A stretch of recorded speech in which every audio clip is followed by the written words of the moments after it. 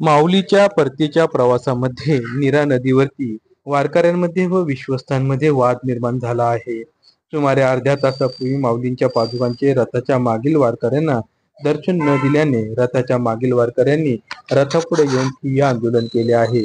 यावेळी माऊलीच्या जयघोषात व टाळ वाजवतात हे वारकरी गेली अर्धा तास बसून आहेत. सोहळ्याचे मालक व विश्वस्त याबाबत अरेरावीची भूमिका घेत वारकऱ्यांची समजूता न करता रथ तसाच पुढे नेण्याचा प्रयत्न करत आहेत. याला वारकऱ्यांकडून प्रखर विरोध होत आहे. आषाढी एकादशीच्या दर्शनानंतर माऊलींचा पालखी सोहळा परतीच्या प्रवासाकडे निघाला आहे. परतीच्या प्रवासात रथापुढे 27 तर रथामागे 150 दिंड्या आहेत.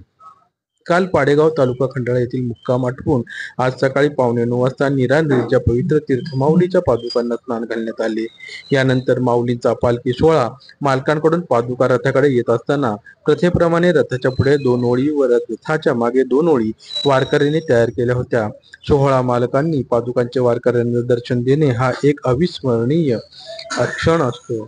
यावेळी सोहळा मालकांनी रथाच्या पुढील दोन्ही ओळीतील वारकऱ्यांना पादुकाचे दर्शन दिले. मात्र माघारी फिरल्यानंतर रथाच्या मागील वारकरी, विणेकरी व तुळशी घेतलेल्या महिलांना हे दर्शन दिले नाही. सोहळा मालकांनी या पादुका पुन्हा रथात ठेवल्याने रथामागील वारकऱ्यांचा हिरमोड झाला व त्यांनी लागलीच रथापुढे येऊन ठिय्या आंदोलन केले. माऊली माऊलीचा जयघोष करत सुमारे तासभर माऊलींचा रथ अडवून धरला.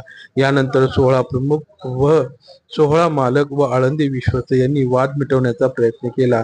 मात्र वारकरी आपल्या म्हणण्यावर ठाम राहिले. या दरम्यान मोठा गोंधळ उडाला आहे.